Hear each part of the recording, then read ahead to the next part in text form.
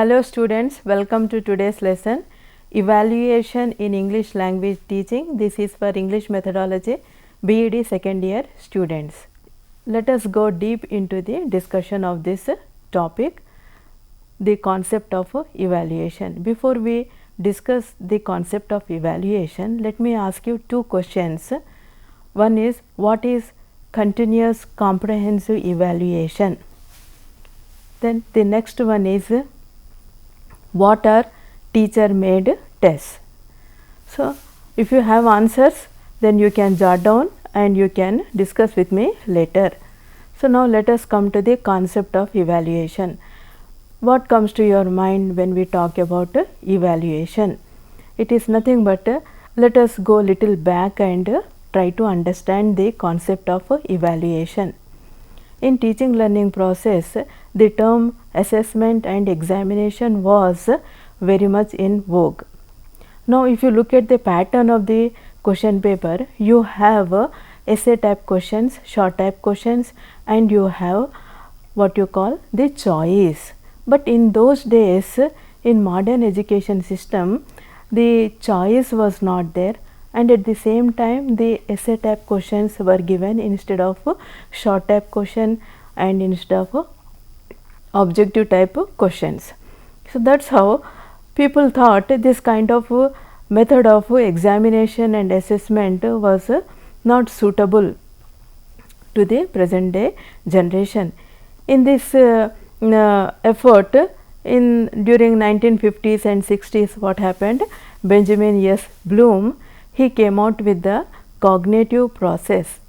In that he talks about recognizing, understanding, analyzing, applying, evaluating and creating.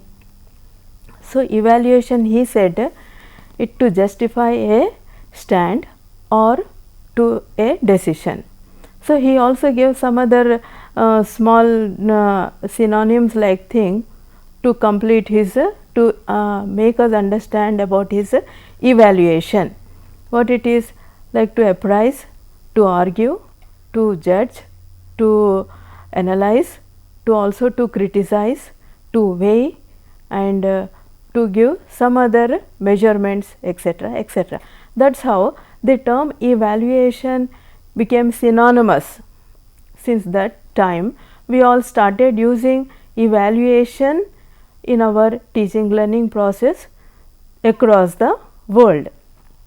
Here is a definition given by eminent educationalists. In this definition, he talks about two things. He says systematic process. Evaluation is a systematic process, and he also said process of doing what? Deciding and looking at the achieved what you call the learning objectives and instructional objectives. There are learning objectives to be tested from time to time. There are instructional objectives to be tested from time to time. Testing this kind of learning objectives and instructional objectives is nothing but it is an evaluation. So evaluation is a comprehensive, and after 2005 the concept of evaluation changed its nomenclature and it was named like what you call continuous comprehensive evaluation. When I come to that after a little time, then I will explain to you in detail. So let us continue the topic of evaluation. Okay, let us come to types of evaluation. See, we have formative and summative, which you are all very well known. So formative evaluation. What is formative evaluation? Formative evaluation begins when the teaching begins in the classroom. Okay, so the teacher tries to ask the questions to the students, group of students who are sitting there, and then that's how the evaluation begins. But there are other viewpoints, like formative evaluation can be done when there is a curriculum change. Formative evaluation can be done when there is change in the textbook. Formative evaluation can be done to change the objectives, instructional objectives, learning objectives. So here for our purpose we have to say that it is to test the learning objectives, to analyze the learning of this child in the classroom. It is done. So the tools are also different. When we talk about the curriculum, when we talk about the textbook, when we talk about the relevance of instructional objectives, questionnaires are served, they are administered to eminent educationalists, and the data is drawn. And observation schedule is also there. They look at the process of the curriculum and other syllabus and relevance of textbooks, subject matter there in the textbook, and the pedagogy change. All these things are done with the help of the observation schedule questionnaires.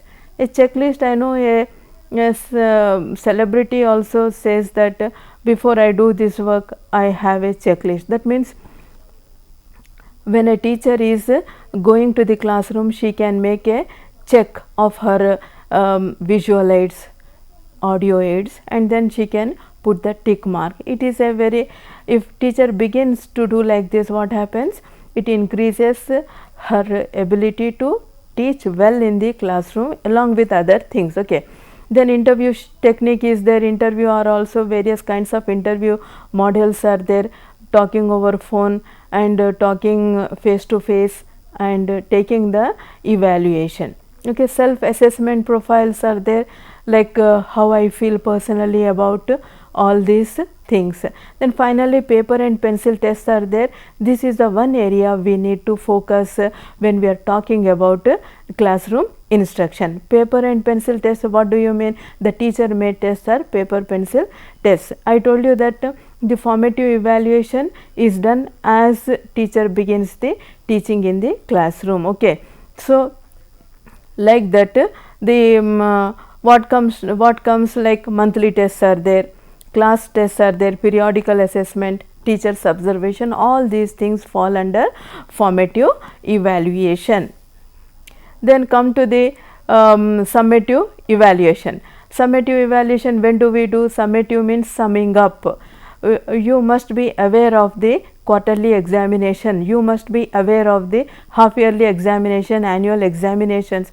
All these things fall under the category of summative evaluation. There the syllabus is summed up and tested by the teacher on particular set group of students.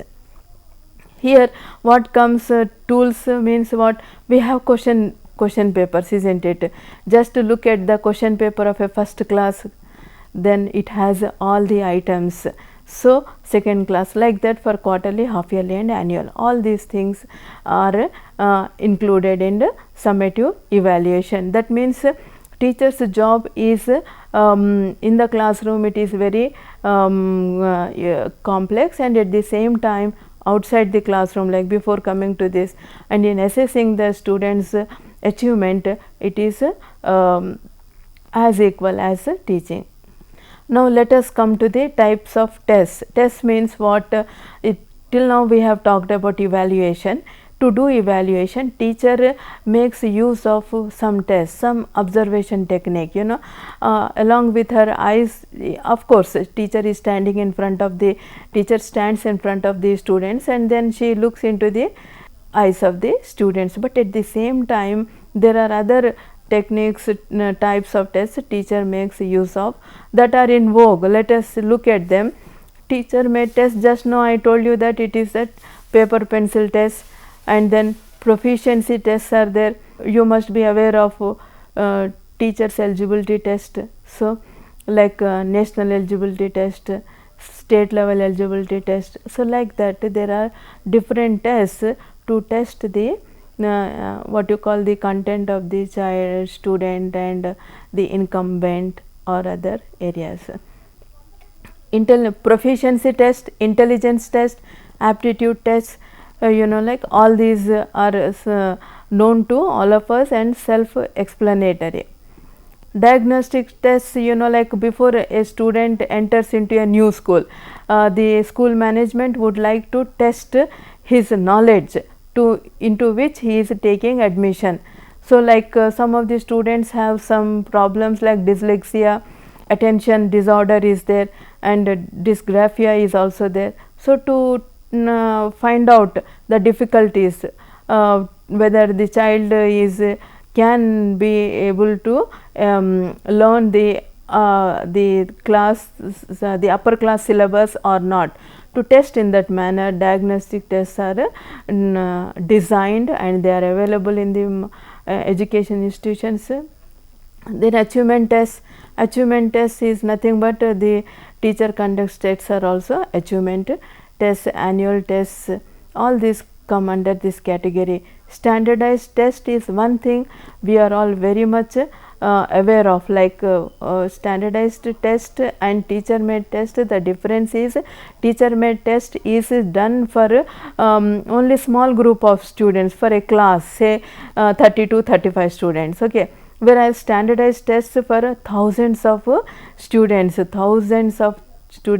and the experts do not know the people who are going to appear, and experts meet often and then they decide the items to be tested. So like that standardized tests are there. All these tests have different qualities also.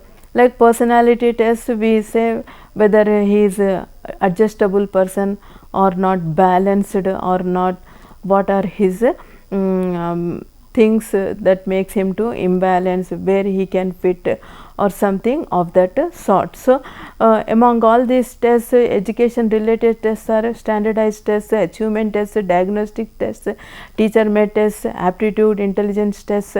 These are all are made use in the educational process.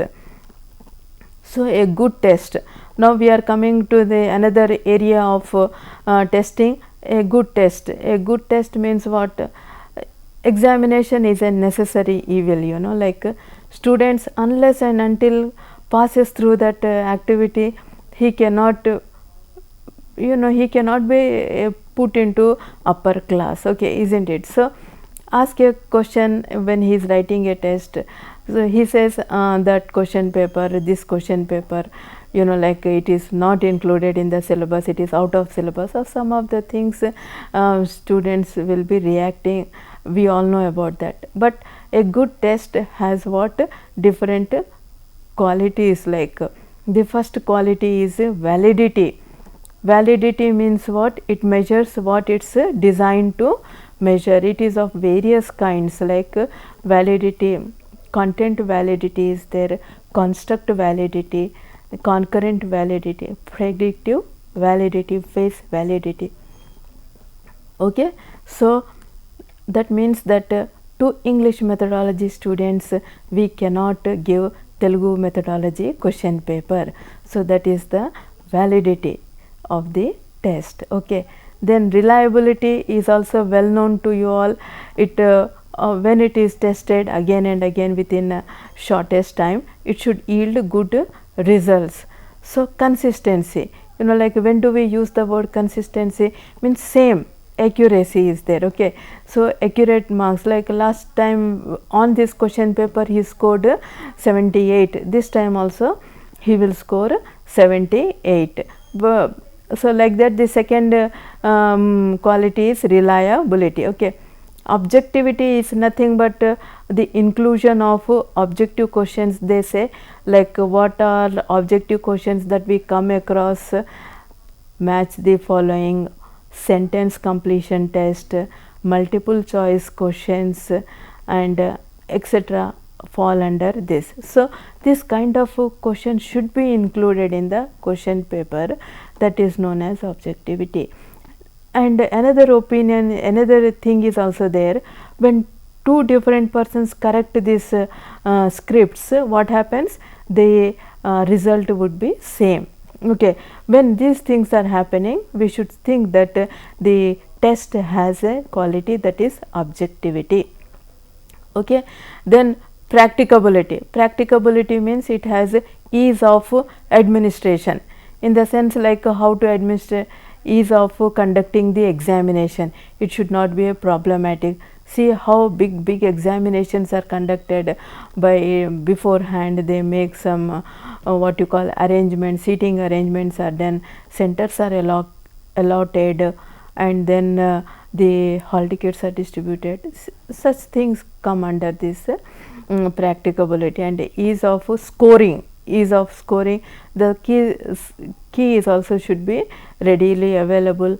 And then economy, it should not be beyond like a budget, it should not be exorbitant, like within the budget. So I told you, I talked about continuous comprehensive evaluation.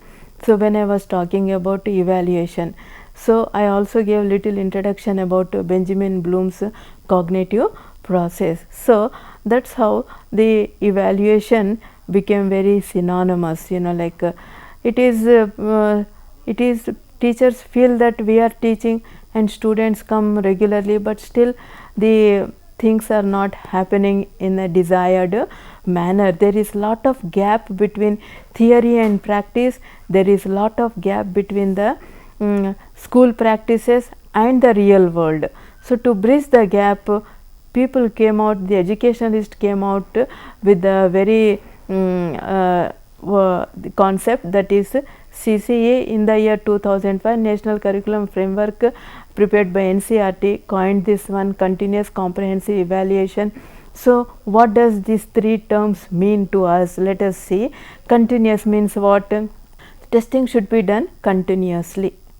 How it should be done continuously means in English language, on quarterly examination, at half yearly examination, and at annual examination, the child is writing. Only his writing is tested. How about the listening, speaking and reading? They are not tested. Okay. In the classroom, when the teacher is reciting a poem, maybe My Mother written by Rabindranath Tagore, then what you call other poem like Where the Mind is Without Fear, and then Freedom. So when the teacher is reciting a poem, the child likes the poem and immediately she or he reacts and says, this poem is nice. Appreciation. The appreciative value is not tested. Something should be given judgment to that appreciation value. The teacher, from the bottom of her heart, teaching in the classroom, the child picks up one particular sentence and immediately he imitates the teacher. That is also a kind of learning that is not measured. So to measure the child's movements and activities and learning, continuously evaluation was prescribed. So that the meaning is that. Okay. So why it is called as comprehensive? It is called as comprehensive means scholastic and non-scholastic, like social studies, maths, English, Hindi, Telugu, and then you have biological sciences. All these things are there, environmental science. But apart from this, a child also likes some arts, humanities, sports, athletics, and other areas. So to test these areas, this comprehensive evaluation is included. Okay. So in comprehensive evaluation, what is happening? Grades are given. Earlier marks were given, now grades are given, and it is recorded by the teacher. When I talk you about the formative assessment, I will also tell you about the record of formative assessment. Okay. So here workload reduction. Students are coming with 7 kgs of bag, but something spontaneously is not being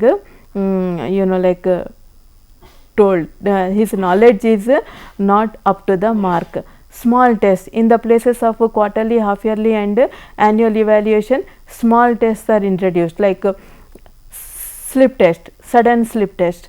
What is the meaning with the sudden slip test? He always gets ready to write the exam and show to the teacher instead of waiting till that. So let us now look at the advantages of CCA. It always it builds the self confidence.